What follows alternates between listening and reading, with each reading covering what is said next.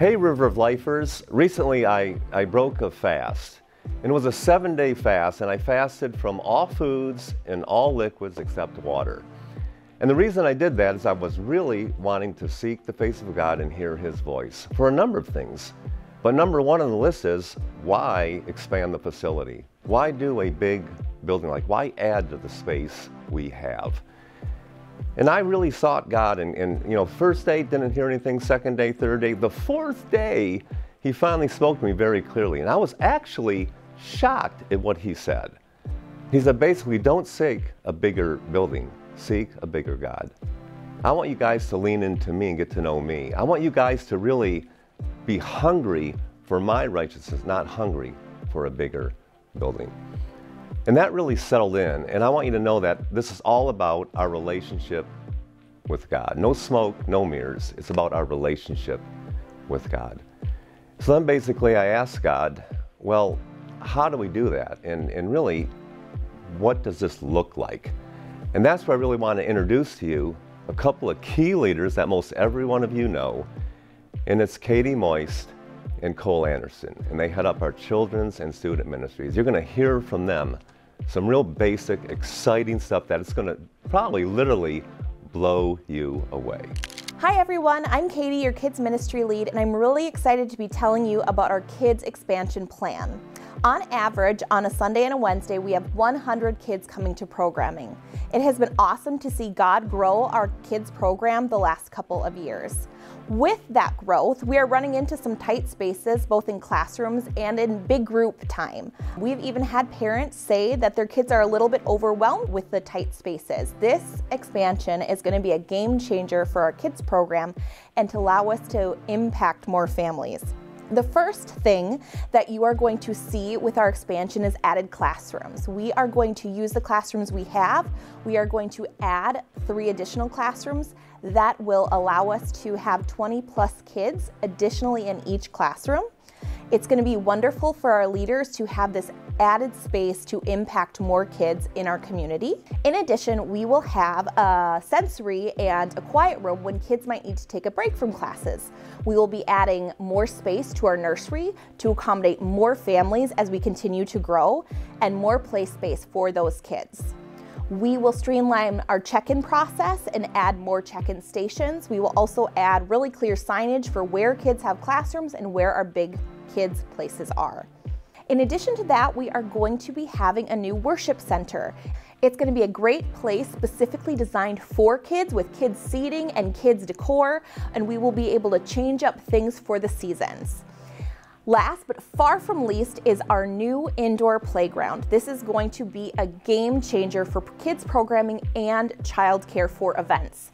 We need a place to get out our wiggles in the long winter months and just a place to be active. Our kids are going to be able to hang out, have community in this area. We will also use it to reinforce Bible lessons with active games and active activities. When and as we equip our parents through equipping classes, we will use this space all the time. The kids will be able to play there while parents are being equipped in their faith, and leaders will have a safe space for kids to run around and just have fun. We are excited to be on this journey with you and can't wait to see what God has in store. Hey everyone, my name is Cole Anderson. I am the Family and Student Ministries Director here at River of Life, and I'm excited to tell you about Phase 2 of the River of Life expansion plan. Starting off of Phase 2, we're going to be adding some office spaces for the growing staff here at River of Life. If you didn't know, we have 12 to 13 staff members that meet in just 5 offices. We share those, split those, make it work some way, somehow. So we're going to add some office spaces so that as our staff continues to grow, we've got a place for them to go. We're going to add 3 classrooms for our equipping space. So those classrooms are going to be really intentionally built so that they can be divided into smaller rooms or smaller classrooms, or used as big, large group gathering spaces. So they will help us push forward the vision, the mission of equipping like Jesus in community for our community. We're going to be adding some restrooms over to this new portion of the building, so it's real easy to find a bathroom and we're not having to walk all throughout the facility to find a place to use a restroom. But the really, the bread and butter of this part of the expansion, the thing that's got me stoked out of my mind, is the youth center that we are going to be adding to River of Life. Did you know that River of Life has never had a youth center? We've always shared the space, which is great. We love sharing the space, but come on, we're going to have our own space where we're going to be able to gather with the teens, 6th through 12th grade, and just blow the socks off of these kids and share with them the gospel that is Jesus came to die for their sins, raise them back to life, and Holy Spirit work through them. I'm excited about it. It's going to be complete with a lobby area, coffee bar, cafe space, and a worship center dedicated for these teens. We've had about 60 teens, but we've recently grown in the last few months, this last year, to over 120 teens coming out on a Wednesday night. That's crazy, and we're excited about it, and we believe that by adding this space, we'll be able to bring in even more and really provide a good, excellent ministry experience for them where they can encounter Jesus, have their lives changed. I want to invite you to partner with us on this expansion, phase 2. It's going to be life-changing for so many people, so many students as they come into an encounter with Jesus in this space. And it's going to be life-changing for you when you partner with us in prayer, partner with us financially, and come alongside us in this project. So really encourage you to ask God, how does He want you to partner with us on this project? And how are we going to see our community changed because of this facility and the space that we're creating to meet with Him?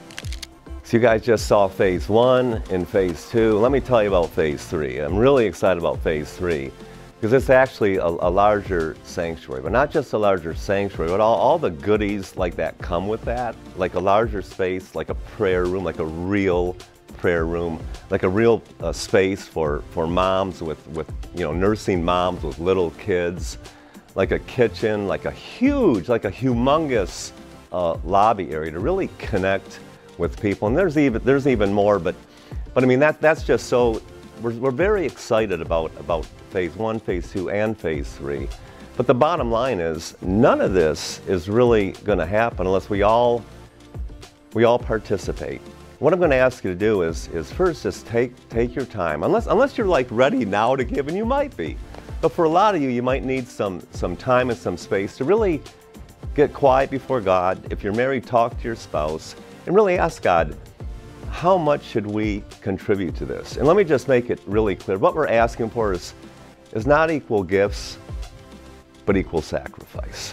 Which basically means that, for some of you, like $200 for the whole project would be like a huge sacrifice.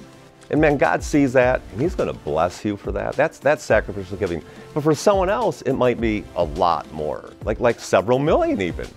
And so, equal sacrifice, not equal giving. What does that look like? Like, how much money should we sacrificially give?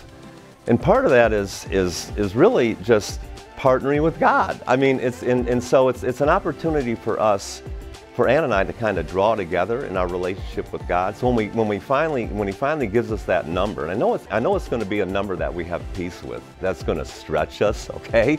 But when He finally gives it, when we put it, and when we make that sacrificial giving, it's like, yeah, we are partnering. We're like with God on this for this building, and that's super exciting. So consider like doing that, literally doing that, whether you're single or married, literally doing that and partnering with God.